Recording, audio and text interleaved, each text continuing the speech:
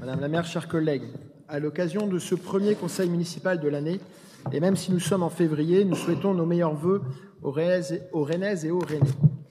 Malheureusement, l'année 2025 ayant commencé comme l'année 2024 a terminé, nous avons de gros doutes sur l'amélioration de la qualité de vie de certains habitants de la ville et plus spécifiquement des habitants des QPV. Madame la maire, cela fait maintenant 5 ans que je partage les bancs de ce conseil municipal avec mes collègues. Et je ne peux que constater la déconnexion croissante entre la façon que vous avez d'exercer votre mandat et les préoccupations et attentes des Rennaises et des Rennais que nous rencontrons tous les jours sur le terrain. En 5 ans, vous nous donnez le sentiment que la situation vous échappe.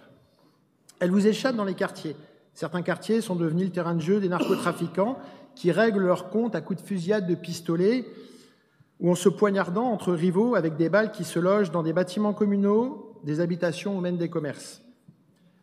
La situation vous échappe dans les rues. Nos rues, et plus particulièrement celles du cœur de ville, sont d'une saleté et d'un niveau de dégradation jamais atteint. Pour l'anecdote, chers collègues, une personne a publié sur une page Facebook rennaise des photos du cœur de ville dans les années 90. Pas de tag, quasiment pas d'autocollant. La photo d'une ville qui n'est pas dégradée, une ville belle et apaisée. Voilà la ville dont vous avez hérité. Qu'en avez-vous fait ?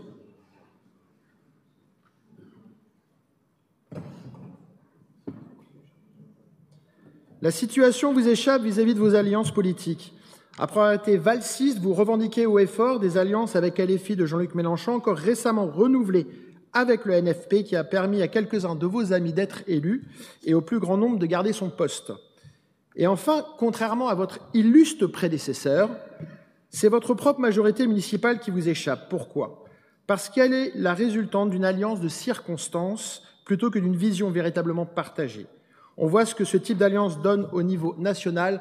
Pourquoi en serait-il autrement au niveau local ? Cela conduit nécessairement à davantage de tensions, de dogmatisme et d'incapacité à accepter l'idée même d'un débat démocratique apaisé entre majorité et opposition, dont les avis, par définition, divergent.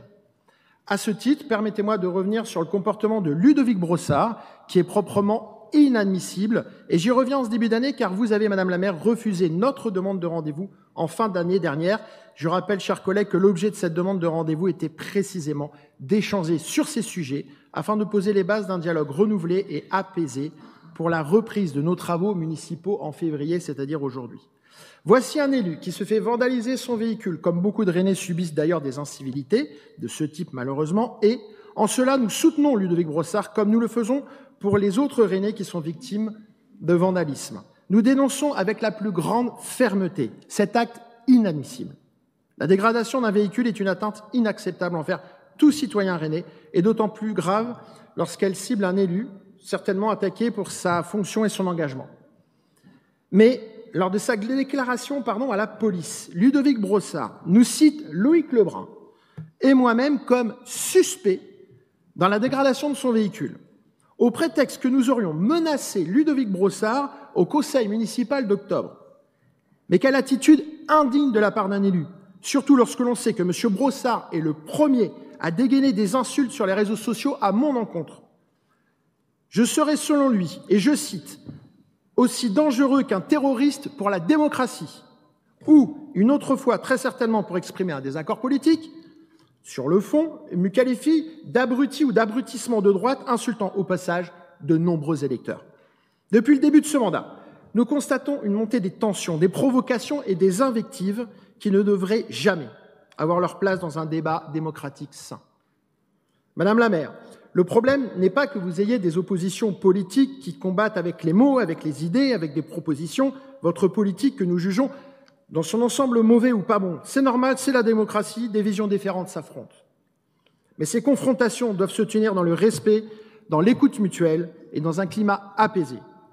Lorsque des élus de la majorité en viennent à instrumentaliser la violence pour discréditer leurs adversaires, lorsqu'ils transforment des désaccords politiques en accusations infondées et tentent de faire taire leur opposition, ou en tout cas d'en faire un bouc émissaire, nous franchissons une ligne dangereuse qui ne fait qu'alimenter la défiance et renforce ceux qui prospèrent sur la radicalité et la division. Il est de votre responsabilité, Madame la maire, d'assurer que cet esprit de dialogue et de respect soit préservé. Vous devriez être la garante d'un climat où les désaccords se règlent par l'argumentation et non par l'anathème. Oui, M. Brossard est un adversaire politique et je suis sans doute l'un des siens. Mais mon arène, c'est celle du conseil municipal, pas la rue. Mes armes sont mes idées et mon bulletin de vote, pas la violence ou l'intimidation. Mon engagement repose sur le dialogue avec les citoyens et le respect de mes opposants, quelles que soient nos divergences. Si nous devons nous battre, faisons-le avec des idées. Si nous devons débattre, faisons-le dans un cadre respectueux. Car c'est ainsi que nous éviterons la montée des extrêmes et la fragmentation de notre démocratie locale. Nous sommes prêts à œuvrer pour restaurer un dialogue apaisé et nous engager pour un débat politique digne. Êtes-vous prêts à faire de même ?